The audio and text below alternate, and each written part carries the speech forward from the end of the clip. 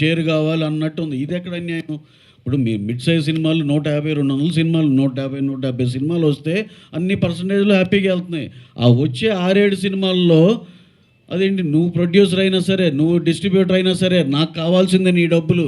ఇది ఎక్కడ అన్యాయం? నాకు కావాల్సింది ఏంటండి అంటే అదేమంటే ఇక దీని అందుకనే కూర్చుని మాట్లాడుకుంటూ ఒక ఎకో సిస్టంలో ఎవరిది ఏం లైను, ఎవరిది ఎక్కడ దాకా వెళ్ళొచ్చు అన్నీ క్లారిటీగా మాట్లాడుకోవటానికి ఉంటుంది.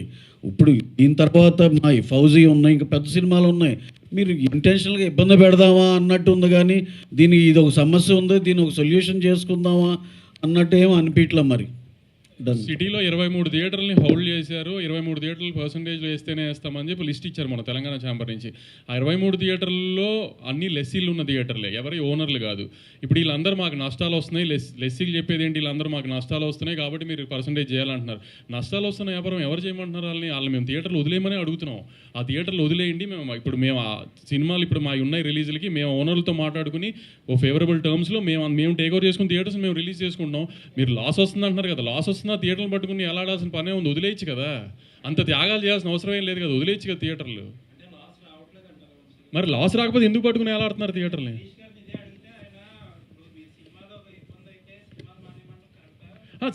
మరి సినిమాలు మానేయమని ఎవరు అనట్లేదు కదా, ఇక్కడ కూడా మేము వాళ్ళు మానేయమనట్లా. మాతో పాటు జర్నీ చేయండి, సేమ్ బోట్లో ఉన్నాం కాబట్టి, అందరం ప్రాబ్లమ్స్లో ఉన్నాం కాబట్టి యూనిలాటరల్గా ఏదన్నా ఒక మిడిల్ గ్రౌండ్ కూడా చేద్దాం అంటున్నాం, అంతే తప్ప. మరి వాళ్ళు చెప్తుంది అదే కదా, మేము పర్సంటేజ్ అయితేనే వేస్తాం అని, అలా అది చెప్పింది అదే కదా. మరి అతని కండిషన్గా ఇప్పుడు ప్రొడ్యూసర్ ప్రాబ్లంలో ఉన్నాడని అతను ఆలోచించి ఏం మాట్లాడలేదు కదా అటు ఎగ్జిబిషన్ సెక్టర్ నుంచి ఎవరు.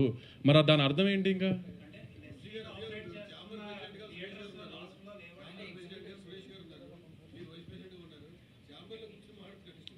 మేము యాక్చువల్లీ 15న ఈ ఎగ్జిబిషన్కి సంబంధించిన పర్సంటేజ్కి సంబంధించిన దాంట్లో ఎగ్జిబిటర్లు, ప్రొడ్యూసర్లు, డిస్ట్రిబ్యూటర్లు కలిపి మీటింగ్ పెట్టుకున్నాం 15న. కానీ నిన్న సడన్గా ఇది ప్రెస్ ముందుకు తీసుకొచ్చి ప్రెస్ మీట్ పెట్టి ఎందుకు దాన్ని అలా తీసుకెళ్లారో తెలియదు. సో ఇప్పుడు వాళ్ళు అలా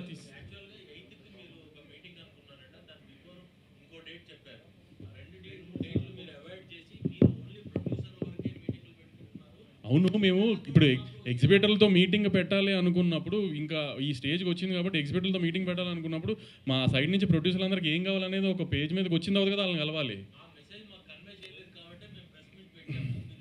సరే, వాళ్ళకి అక్కడ అలా కన్వే అవ్వలేదు కాబట్టి మేము కూడా ప్రెస్ ముందుకు వచ్చి కన్వే చేద్దామని ప్రెస్ ముందుకు వచ్చాం. అంతే కదండి, రెంటల్కే చేయాలి. ఇప్పుడు అదే కదండి చెప్తుంది, ఆల్రెడీ ప్రొడక్షన్లో ఉన్న సినిమాలు కాస్ట్ ఆఫ్ ప్రొడక్షన్ కాదండి. ఇప్పుడు దీంట్లో సార్ ఈ కండిషన్స్లో ఇంకో ఆలోచిస్తేనండి, ఇప్పుడు రన్నింగ్లో ఉండి రిలీజ్కి దగ్గర ఉండి 50% అయిన సినిమాలు ఇవన్నీ, ఎందుకంటే మేము ప్రాసెస్లో ఉన్నప్పుడే ఓటీటీలు సగం అయిపోయి శాటిలైట్లు ఒక నాన్ థియేటర్కల్ ఇబ్బందులు ఇవన్నీ ఫేస్ చేసినాక ఆ సినిమాలకి ఎగ్జంప్షన్ వచ్చేయాలి.